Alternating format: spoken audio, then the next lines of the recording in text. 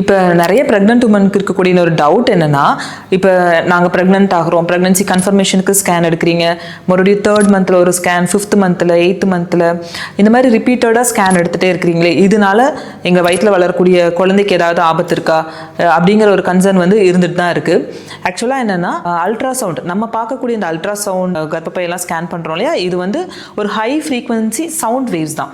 இது வந்து நம்ம எக்ஸ்ரே மாதிரியோ இல்லை ஒரு சிடி ஸ்கேன் மாதிரியான ரேடியேஷன் வந்து கிடையாது.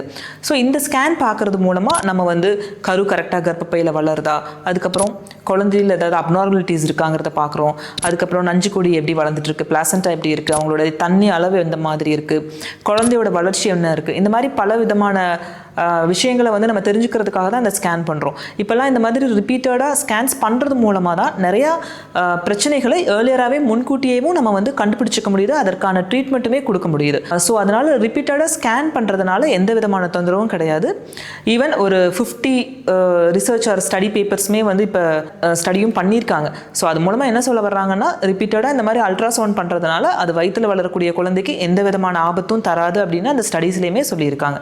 ஸோ ப்ரெக்னென்ட் லேடிஸ் வந்து தாராளமாக எந்த பயமும் இல்லாமல் உங்கள் கன்சல்டன்ட் எப்போ ஸ்கேன் சொல்கிறாங்களோ அப்போ எடுத்துக்கலாம்.